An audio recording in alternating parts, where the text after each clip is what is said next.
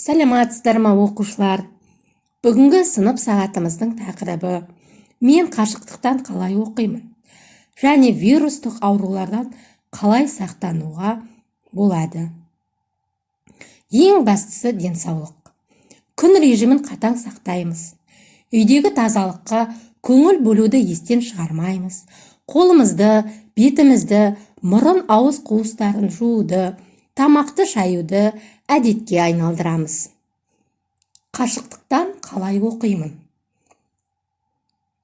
Бұл кезде саған үнемі ойын ойнауда жаныңнан табылатын смартфоның, компьютерің, планшетің көмекке келеді. Сен енді бұл заттардың пайдалы жақтарын көре бастайсың. Әдеттегідей сабақ, тек жаныңда ұстазың жоқ. Ендігі сенің көмекшің, ұстазыңмен байланыстырушың, ол смартфоның, компьютерің, планшетің және ең бастысы ата-анаң. Саған керегі жауапкершілік, уақытында сабаққа отыру, құралдарыңды алдын ала дайындау, сенімділік. Сен өзің жалғызбын деп алаңдама, сенімді бол. Еңбекқорлық, кез келген нақты әрекеттен нәтиже шығады.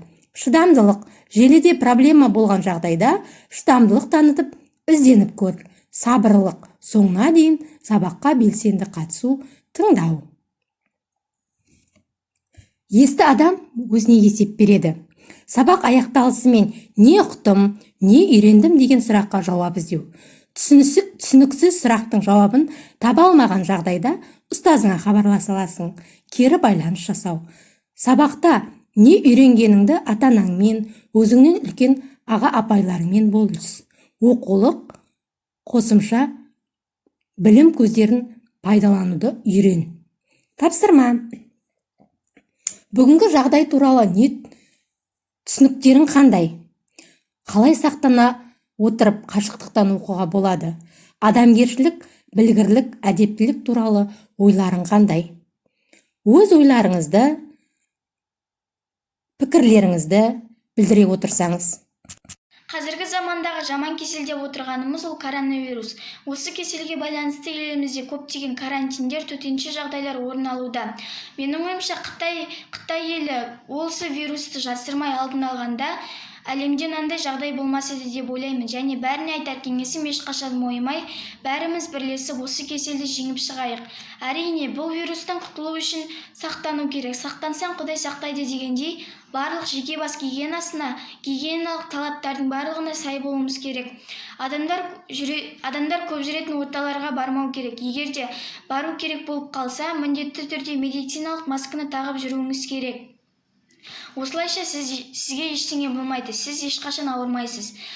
Ауру деп ешқашан бойымыздағы адами қасиеттерімізді ұмытпауымыз керек. Егер де адами қасиеттеріміз бойымызда болса, көптеген үндеулерді, ережелерді, ескертулерді жақсы қабылдап, оларға түсіністікпен қараймыз, сақтанамыз. Егер бойыңызда әдептілік, адалдық, адамгершілік болса, сіз барлығын жеңіп шығасыз, ешқашан ауырмайсыз. Ушық тұрған мәселелердің бірі ол коронавирус. Коронавирустың сақтану үшін денсаулық сақтау департаменті үйден шықпаңыз деп дабыл қағып жатыр. Сондықтан біз үйде отыруымыз керек. Бұл кеселдің 40-тан астам түрі бар екен. Оның бізге қазір тез жұғатын және ең жаман түрі COVID-19. Ол адамдардың өмірін қиып жатыр. Сондықтан үй жағдайында сақтануымыз керек. Оларға әр бөлмеге жуа сарымсақ қоюымыз керек. Және де қолды үйге кірген шыққан сайын сабындап жууымыз керек. Және дезинфекциялық заттармен қолдануымыз керек. Және бір жаққа, маңызды жаққа барсақ та маска тағып баруымыз керек. Және тағы басқа. Бұл індеттің зардап шеккендер саны миллионға жетіп қалды. Сондықтан біз үйден шықпай отырмыз. Үйде теледидар, телефон қарағаннан гөрі кітап оқиық. Кітап болашаққа қадам жасайтын ең алғашқы нәрсе. Сондықтан үйдегі бос уақытымызды босқа өткізбейік. Ағайын туыс, жақындарым деп дабыл қағып жүрген дәрігерлермен мұғалімдерге ризамын. Адамгершілік жайына келер болсақ, Ұлықпан хакімнен өзінің шәкірттері сұрапты. Сіз адамгершілікті білгірлікті кімнен үйрендіңіз десе, мен адамгершілік пен білгірлікті тас соқырдан үйрендім. Неге десем, ол әр қадамын жасар алдында таяқпен түртіп біліп алады. Мен әр сөйлеген сөзімді, істеген ісімді ойланып, толғанып, 7 рет өлшеп 1 рет кесемін дейді. Ал әдептілікті кімнен үйрендіңіз? Әдептілікті әдепсіз адамнан үйрендім десе, қалайша? Одан қалай үйренесің десе, әдепсіз адамда жалқау, еріншек, өсекші болады.